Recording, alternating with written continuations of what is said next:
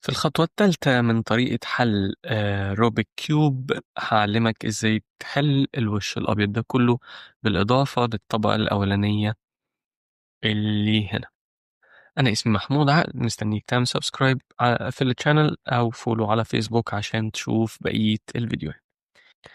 أنا لحد دلوقتي وصلت إن أنا عملت صليب لونه أبيض على السايد الأبيض هنا اللي دايما كنت مخليه من تحت وقصاده السايد أو السنتر الأصفر من فوق.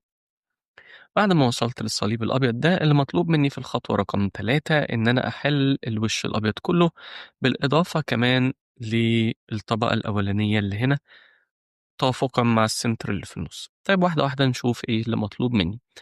أول حاجة باين جدا إن أنا حليت أو حاطط القطع بتاعة الحواف اللي هي الإدجز حاططها على السنتر الأبيض. فاضل لي إني أجمع قطع الزوايا الأبيض اللي متنطورة في كل حتة في الكيوب. فده اللي أنا هعمله دلوقتي. تعال نشوف إزاي نعمله مع بعض. كنت فاكر إن قطع الزوايا بتتكون من 3 ألوان، لونين ملاصقين لبعض ولون غالبا من فوق أو من تحت على حسب قطعة الزاوية دي فين بالظبط. أنا هدور في قطع الزاوية اللي فوق وهيبقى ماليش دعوة حاليا باللون اللي فوق، هبص بس على اللون الملاصق للون الأبيض. يعني مثلا المربع ده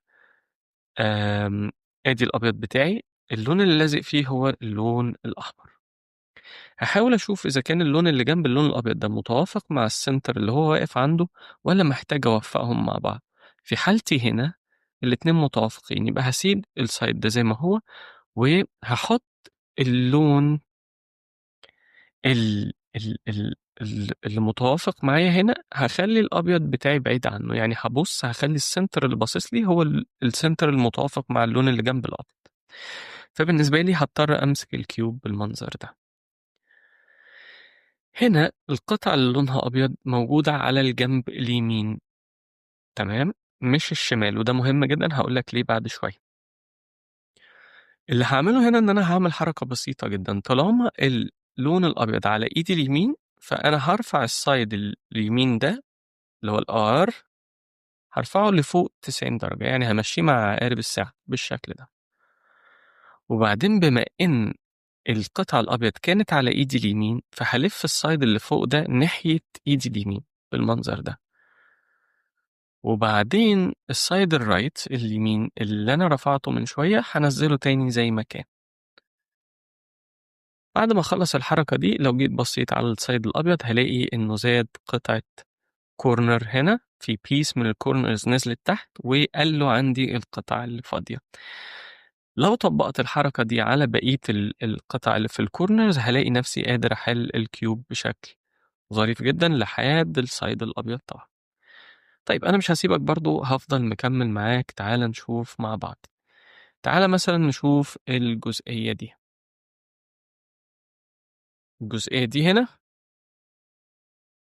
أنا لقيت هنا لونين، اللون الأبيض واللون الملاصق ليه هو اللون الأزرق. فهحاول أماتش اللون الأزرق ده مع السنتر بتاعه لأنه هنا واقف عند السنتر البرتقاني، أنا عايزه عند السنتر الأزرق. هلف الكيوب بتاعي لحد ما ألاقي نفسي وقفت بالبيس اللي أنا عايزها دي عند السنتر الأزرق. بس اللي حصل هنا إن الأبيض بتاعي المرة دي كان على الناحية الشمال مش على الناحية اليمين. فهعمل نفس الحاجة، الحركة التريجر أو الأكشن اللي أنا عملتها دي بالإيد اليمين هعملها المرة دي ناحية الإيد الشمال.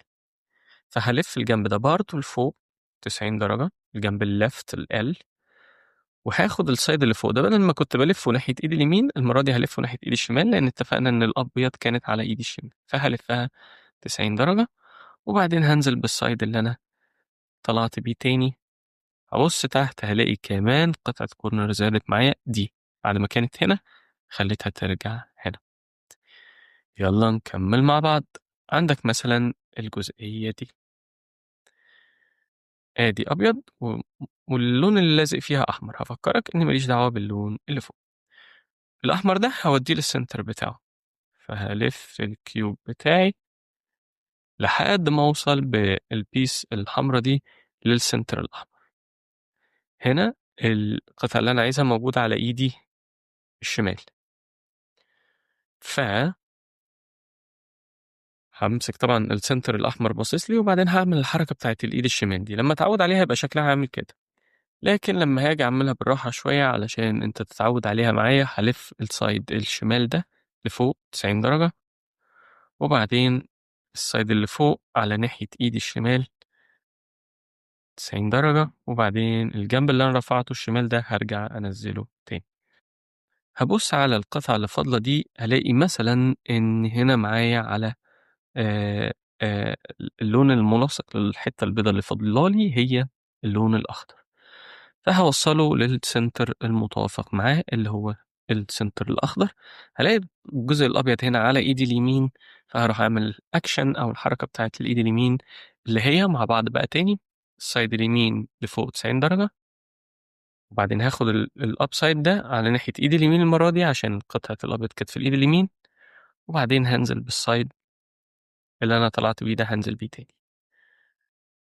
أنا محضّر لك مفاجأة يا صديقي، كده الside الأبيض كلّه اتحل، بالإضافة كمان للlayer أو الطبقة الأولانية دي كلّها، لو بصّيت على كل side كده طبعًا الأبيض محلول، ولو بصّيت على أي side من الsides بتاعتي هالاقي في زي حرف الT كده، لو حرف الT ده مش موجود يبقى أنا عملت حاجة غلط غالبًا، وهاحتاج أعيد الخطوات من الأول.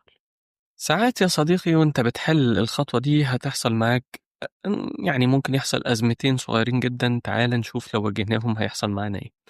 أول حاجة لو لقيت إن الpiece الأبيض اللي أنا عايز أحرّكها مش موجودة عندي في المكان اللي أنا علّمته لك هنا، لأ دي مثلًا ممكن تكون موجودة تحت، في قطعة زاوية برضه بس تحت، أنا مش عارف أعمل إيه في اللي تحت، أنا عارف بس أعمل إيه لو كانت الpieces بتاعة الزاوية هنا هي اللي فيها أبيض. طب إيه اللي يحصل لو كانت تحت؟ طيب بمنتهى البساطة كده أنا هاعمل فيها نفس الحركة اللي أنا كنت باعملها الaction دي سواء بتاعة الإيد اليمين أو بتاعة الإيد الشمال، عشان أغيّر وضعها شوية. يعني إيه؟ يعني مثلًا هي هنا الpiece الأبيض على إيدي اليمين، فأنا هاعمل الحركة بتاعة الإيد اليمين. اللي حصل معايا هنا إن القطعة الأبيض دي اللي مضايقاني اتنقلت من هنا طلعت لفوق هنا.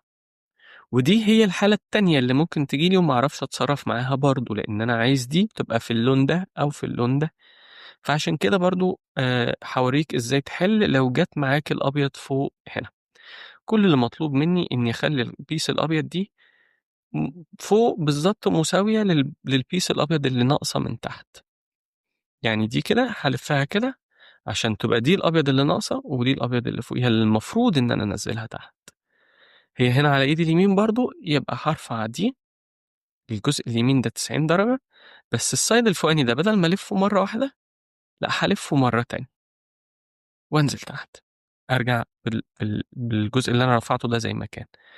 اللي حصل والنتيجة النهائية هي إن أنا نقلت الpiece الأبيض للجزء اللي أنا باعرف أشتغل عليه أو باعرف أتعامل معاه.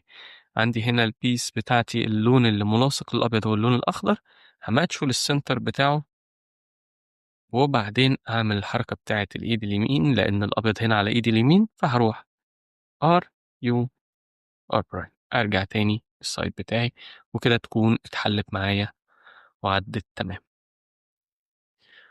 مبروك يا صديقي، أنت كده قدرت تخلّص معايا الخطوة التالتة. أنا اسمي محمود عقل، أشوفك في بقية الخطوات.